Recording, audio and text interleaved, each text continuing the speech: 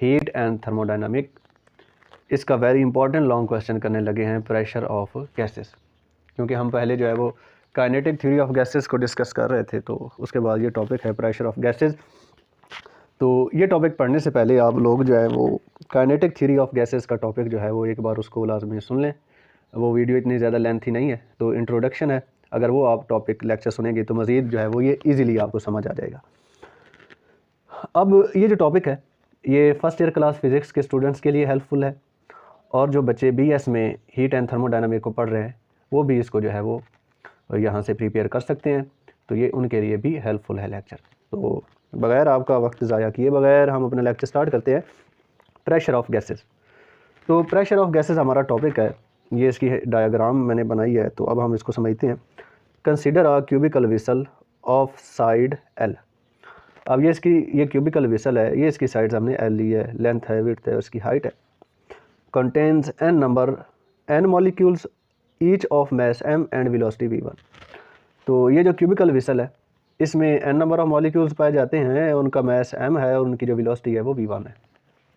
Molecules are moving in all direction, molecule हर direction में move कर रहे हैं, x एक्सिस में भी मूव कर रहे हैं, y एक्सिस में भी मूव कर रहे हैं, z एक्सिस की तरफ भी मूव कर रहे हैं। तो हर डायरेक्शन में जो है वो मॉलिक्यूल्स की वेलोसिटी है, तो v1 into v1x v1y v1z।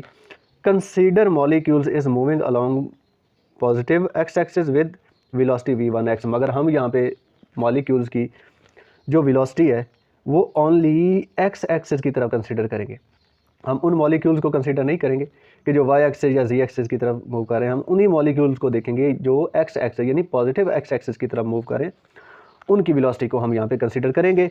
तो अब ये फेस जो है वो ABCD है और ये EFGH फेस हमारे पास है।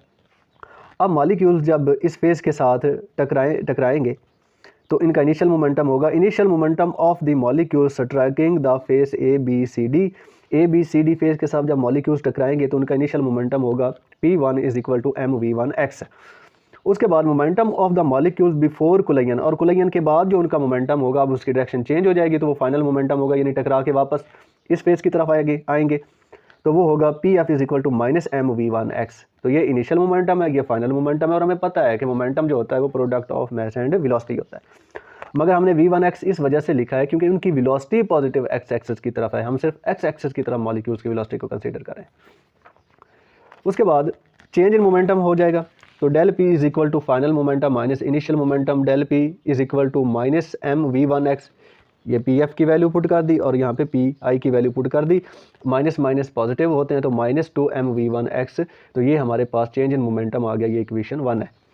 अब ये दूसरी डायग्राम मैंने बनाई है कि हमारे पास 2 फेसेस थे, ABCD है और EFGH फेस है। मॉलिक्यूल का मास m है, इसकी वेलोसिटी जो है वो v1x है जब ये फेस ABCD की तरफ मूव कर रहा है, और जब टकरा के वापस आएगा तो इसकी वेलोसिटी जो है वो नेगेटिव हो जाएगी क्योंकि डायरेक्शन चेंज हो गई है, तो वो माइनस v1x हो जाएगी। मगर मॉलिक्यूल्स ने जब यहाँ से यहाँ मूव किया तो इसने जो डिस्प्लेसमेंट कवर किया वो L है, टकराने के बाद वापस आया तो फिर L कवर किया, तो अब टोटल जो डिस्प्लेसमेंट है वो 2L हो जाएगा। तो अब हम यहाँ पे इस टू सक्सेसिव कोलिजन जो हो रहे हैं, मॉलिक्यूल टकरा के वापस आ रहा है फिर टकरा रहा है, ठीक है। तो अब इस सक्सेसिव कोलिजन में जो मॉलिक्यूल्स टाइम ले रहे हैं वो डेल टी है। अब वो डेल टी की वैल्यू हमने यहाँ पे निकालनी है, तो हम वेलोसिटी का फार्मूला यूज़ करेंगे, v is equal to the rate of change of displacement is called velocity, v is equal to s over T, और यहाँ से जो है वो t मल्टीप्लाई कर दें v के साथ, तो ये बन जाएगा vt is equal to s। अब s जो है ये हमारे पास इसके साथ डेल लिख देंगे, del s is equal to v del T. अब डेल टी हमारे पास टाइम है सक्सेसिव कोलिजन के दौरान, और डेल s जो है ये टोटल डिस्प्लेसमेंट है और वो 2L है, इसके बारे में मैंने बता दिया। तो हम v को इधर डिवाइड कर देंगे, तो डेल s ओवर v1x, और क्योंकि v1x इस वजह से लिखा है क्योंकि हम मॉलिक्यूल्स की वेलोसिटी पॉजिटिव x एक्सिस की तरफ कंसीडर कर रहे हैं, तो del s over v1x is equal to del T, और हमें पता है कि डेल s जो है ये 2L के इक्वल है, तो 2L over v1x is equal to del T, और इसको इक्वेशन नंबर 2 का नाम दे देंगे। तो साथ चाहे नोट कर लें या इसका स्क्रीनशॉट ले लें। अब हम नेक्स्ट पेज की तरफ जो है वो मूव करने लगे हैं। तो मॉलिक्यूल जो है वो फेस के साथ टकरा रहे हैं, तो उनकी कोई ना कोई फ्रीक्वेंसी है कि दिए गए टाइम में कितनी बार वो टकरा रहे हैं, ठीक है। द नंबर ऑफ कोलिजन्स पर सेकंड, एक सेकंड में कितने नंबर ऑफ कोलिजन्स है, तो वो उसकी फ्रीक्वेंसी है मॉलिक्यूल की, ठीक है। Is called the frequency of collision. तो फ्रीक्वेंसी ऑफ कोलिजन होगी F is equal to 1 over del T, यानी reciprocal of time period frequency होता है। और 1 ओवर और डेल टी का हमें पता है कि ये 2L ओवर V1X के इक्वल है अकॉर्डिंग टू इक्वेशन नंबर 2। तो V1X ऊपर मल्टीप्लाई हो जाएगा तो ये हो जाएगा हमारे पास V1X ओवर 2L। तो फ्रीक्वेंसी हमारे पास आ गई F is equal to V1X over 2L और इसको इक्वेशन नंबर 3 का नाम देंगे। उसके बाद the rate of change of momentum of molecules. अब मॉलिक्यूल्स जो है वो क्यूबिकल विसल की साइड्स के साथ टकरा रहे हैं दिए गए टाइम में, उनको टाइम लग रहा है कोलिजन के दरमियान, उनका मोमेंटम चेंज हो रहा है, तो वो rate of change of momentum होगा मॉलिक्यूल्स का, और ये होगा del P over del T is equal to -2m(v1x), क्योंकि ये डेल पी की वैल्यू और नीचे डेल टी की वैल्यू जो है, और डेल टी की वैल्यू इक्वेशन नंबर 2 में है और ये इक्वेशन नंबर 1 में है डेल पी की वैल्यू। तो -2m(v1x) over 2l over v1x इधर मल्टीप्लाई हो जाएगा, तो -2m(v1)2x ओवर 2l, क्योंकि ये ऊपर इसके साथ मल्टीप्लाई हो जाएगा, 2 के साथ 2 कैंसिल हो जाएगा। तो rate of change of momentum हमारे पास आ जाएगा -mv1)x ओवर l, और इसको इक्वेशन नंबर 4 का नाम देंगे हम। और जो rate of change of momentum of molecules है ये फोर्स के इक्वल है, तो हम डेल पी की जगह जो है वो फोर्स जो है ये फोर्स के इक्वल है, तो हम लिख सकते हैं कि F is equal to del P over T. इसको इक्वेशन नंबर 5 का नाम देते हैं हम। अब जब हम del P over del T की जगह F लिखेंगे तो ये इक्वेशन बन जाएगी हमारे पास F1x is equal to -mv1)x over l, और इसको इक्वेशन नंबर 5 का नाम देंगे। मगर जस्ट हमने यहाँ पे चेंज ये किया कि हमने 1x यहाँ पे लिखा है। इसका मतलब ये है कि हम मॉलिक्यूल की जो फोर्स है वो, क्योंकि वेलोसिटी हम जब x एक्सेस की तरफ कंसीडर कर रहे हैं तो फोर्स भी हमारे पास x ही होगी, F1x होगी। अब ये जो इक्वेशन नंबर 5 में फोर्स की वैल्यू है ना, ये रिएक्शनल फोर्स है, नेगेटिव साइन इसके साथ है, क्योंकि ये वो फोर्स है जो फेस ABC मॉलिक्यूल्स के ऊपर लगा रहा है। ये वाला जो फेस जो है ये मॉलिक्यूल्स के ऊपर जो फोर्स लगा रहा है। अब मॉलिक्यूल्स की रिएक्शनल फोर्स होगी, तो मॉलिक्यूल्स भी तो कुछ ना कुछ फोर्स इस फेस के ऊपर लगा रहे हैं, और वो रिएक्शन फोर्स है और वो पॉजिटिव होगी, और वो फोर्स हमारे पास होगी F1x is equal to mv1)x over l, और इसको इक्वेशन नंबर 6 का नाम देंगे। अब ये तो एक मॉलिक्यूल की फोर्स है, मगर यहाँ पे तो n नंबर ऑफ मॉलिक्यूल्स हैं। जब n नंबर ऑफ मॉलिक्यूल्स हैं तो उनकी वेलोसिटी भी ज़ाहिरी बात है कि वो v1 होगी, v2, v3 एंड vn होगी, तो ये उनकी वेलोसिटीज़ भी हमारे पास बहुत ज़्यादा होगी, क्योंकि n नंबर ऑफ मॉलिक्यूल्स हैं तो फिर n नंबर ऑफ वेलोसिटीज़ उनकी होंगी। तो फिर अब हम देखते हैं टोटल फोर्स निकालते हैं। तो ये तो एक मॉलिक्यूल की फोर्स है, अब हम n नंबर ऑफ मॉलिक्यूल के लिए फोर्स कैलकुलेट करेंगे। तो अब इसको पहले इसका स्क्रीनशॉट लेना तो ले लें, नोट करना तो नोट कर लें पॉज करके। नेक्स्ट पेज की तरफ मूव करते हैं। तो ये टोटल फोर्स जो है वो मॉलिक्यूल्स की अब निकालेंगे हम, तो वो होगी Fx is equal to F1x plus F2x, और ये n नंबर तक हमने फोर्स लिख ली। अब हमें पता है कि F1x तो इसके इक्वल थी mv1)x ओवर l, और 2 के लिए बस ये 2 और n के लिए ये vn हम लिख देंगे। तो ये सिंपल चेंज करना है हमने, तो ये टोटल फोर्स इस रिलेशन के इक्वल हो जाएगी, और आप इसको ईजिली कर सकते हैं। यहाँ पे अब आप देखें कि ml इसको कॉमन कर लें, यहाँ पे m over l is equal to v1)x plus v2)x plus, और ये नंबर ऑफ n तक, इसको इक्वेशन नंबर 7 का नाम दीजिए। अब ये टोटल फोर्स है, यानी जो n नंबर ऑफ मॉलिक्यूल जो है वो फेस ABCD के ऊपर लगा रहे हैं, तो ये टोटल फोर्स हो जाएगी। अब मॉलिक्यूल्स फोर्स एक्सर्ट कर रहे हैं फेस के ऊपर, तो प्रेशर होगा। The pressure of gas exerted by molecules on face ABCD having face area A is equal to L square and perpendicular to x axis.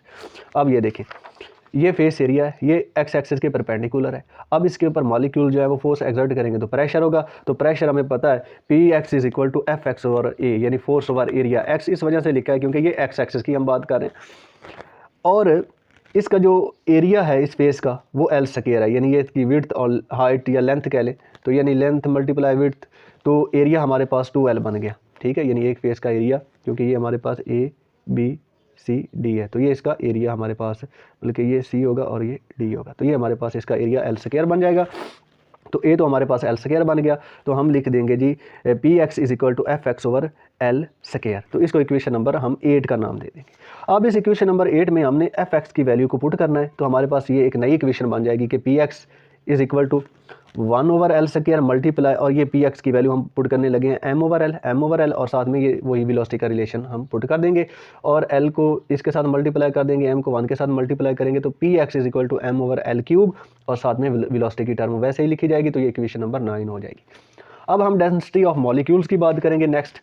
तो डेंसिटी होती है जी rho is equal to mass over volume. अब ये जो m है ये एक आइडियल गैस के मॉलिक्यूल का मैस है, और v उनका वॉल्यूम्स है, मगर यहाँ पे तो n नंबर ऑफ मॉलिक्यूल्स है, तो इसलिए फिर हम जो है वो m के साथ n लिख देंगे, nm ओवर v। तो अब हम यहाँ पे वॉल्यूम की वैल्यू कैलकुलेट करके लगाएंगे। तो वॉल्यूम ऑफ कंटेनर, जो कंटेनर है जिसमें आइडियल गैस को फिल किया है, उसका जो वॉल्यूम है वो है, वॉल्यूम का फार्मूला होता है V is equal to length multiply width multiply height. तो अब ये देखें, इसकी लेंथ भी L है, विड्थ भी L है, हाइट भी L है, तो वॉल्यूम क्या बन जाएगा, L मल्टीप्लाई L, तो L क्यूब बन जाएगा, V is equal to L cube. तो ये तो वॉल्यूम हो गया जी कंटेनर का। तो जी VL की वैल्यू इधर पुट की, तो हमारे पास रिलेशन बन गया rho is equal to NM over L cube. तो ये हमारे पास जो है वो डेंसिटी की वैल्यू आ गई, इसको नोट कर लें। हाँ जी, डेंसिटी की वैल्यू आ गई, rho is equal to NM over L cube हमारे पास आ गई। तो अब ये जो डेंसिटी की वैल्यू हमारे पास आ गई है, अब यहाँ से जो n है वो इधर रो के साथ डिवाइड कर दें, तो rho over n is equal to m over L cube. इसको इक्वेशन नंबर 10 का नाम दे दीजिए फ्रॉम इक्वेशन नंबर 9। अब ये इक्वेशन नंबर 9 हमारे पास आई थी, P X is equal to m over L cube, और ये वेलोसिटी की टर्म हमारे पास आ गई। अब यहाँ पे ये देखें कि m ओवर L क्यूब जो है वो ये आ रहा है, तो इसकी वैल्यू क्या है, रो ओवर n। तो यहाँ पे रो ओवर n पुट करें, तो P X is equal to rho over n, और साथ में वेलोसिटी की टर्म वैसे आ जाएगी। अब ये जो n है वो इधर जो है वो इसके नीचे लिख देंगे हम, तो हमारे पास बन जाएगा P X is equal to rho, और ये वेलोसिटी की टर्म और इसके नीचे आ गया n। अब ये जो हमारे पास रिलेशन बन रहा है इसको कहते हैं mean square velocity of the gas molecules. अब ये गैस मॉलिक्यूल्स की मीन स्क्वायर वेलोसिटी है, ठीक है। तो जब ये मीन स्क्वायर वेलोसिटी है और वो भी एक्स एक्सिस डायरेक्शन में, क्योंकि ये देखें एक्स है साथ में, एक्स लिखा हुआ, तो ये mean square velocity of gas molecules along x axis direction. तो ये जो मीन स्क्वायर वेलोसिटी है इसको हम जो है वो डिनोट करते हैं angle bracket V square X के साथ। तो अब हम यहाँ पे क्या लिख देंगे जी, वी स्क्वायर एक्स लिख देंगे। तो यही देखें जी, P X is equal to rho angle bracket V square X, और इसको इक्वेशन नंबर 11 का नाम दे दीजिए। The motion of the molecules is random, molecules की मोशन रैंडम है, बेतरतीब है। The mean square velocity of all the component velocity will be equal to, अब ऑल कंपोनेंट की वेलोसिटी क्या होगी, V square X is equal to V square Y is equal to V square Z. तो total velocity हमारे पास हो जाएगी V square is equal to V square X plus V square Y plus V square Z. अब हम तो molecules की velocity only x axis की तरफ कंसीडर कर रहे हैं, तो फिर ये सारे एक्स हो जाएंगे, ठीक है।